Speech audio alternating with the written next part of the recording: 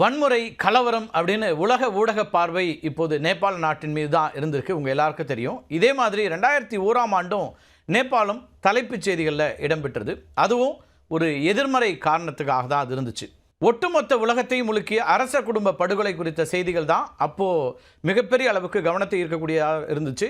இப்போ மீண்டும் இந்த கலவரத்தை ஒட்டி ஜென்சி புரட்சிக்கு பிறகு நேபாளத்தை பற்றி வரக்கூடிய செய்திகளில் மன்னர் குடும்பம் படுகொலை செய்யப்பட்ட அந்த செய்திகள் மீண்டும் இப்போ வர தொடங்கியிருக்கு. ஏன்னா இன்னைக்கு வரைக்கும் மர்மம் நிறைந்த ஒரு படுகொலை அப்படின்னு தான் அது பார்க்கப்படுது. அப்படி என்ன நடந்துச்சு அப்படின்னு உங்களில் பலருக்கும் தெரியலாம். ஆனாலும் ஒரு முறை அதை நம்ம நினைவு கூந்தலாம் சுருக்கமானு பார்க்குறேன். 2001ஆம் ஆண்டு ஜூன் மாதம் 1ஆம் தேதி நேபாள அரசு குடும்பத்தினர் காட்மாண்டில் இருக்கக்கூடிய நாராயணன் ஹிட்டி அரண்மனையில் வழக்கமான இரவு உணவுக்காக ஒன்றா வர்றாங்க.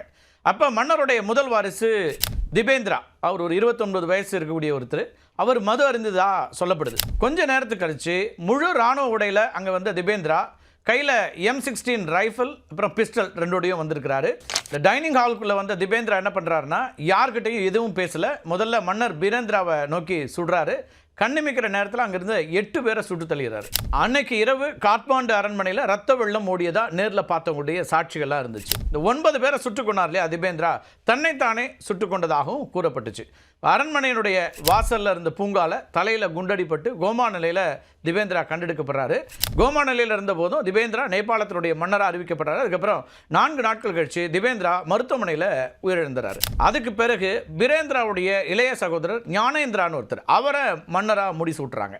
இந்த கொடூரமான படுகொலைக்கு பிறகு உடனடியாக விசாரணை குழு அமைக்கப்படுது. ஒரு வாரம் விசாரணை நடத்தி ஒரு அறிக்கையை கொடுக்குறாங்க.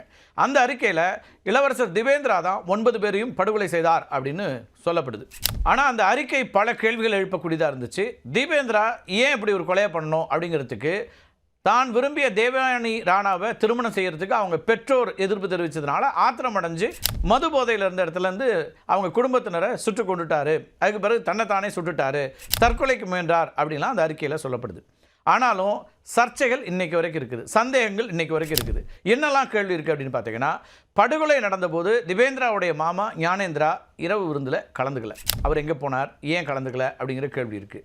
அதே போல் ஞானேந்திரா குடும்பத்தை சார்ந்த யாருமே பெரிய அளவில் எந்த காயமும் ஏற்படலை, அவங்களுக்கு எந்த சிக்கலும் வரல.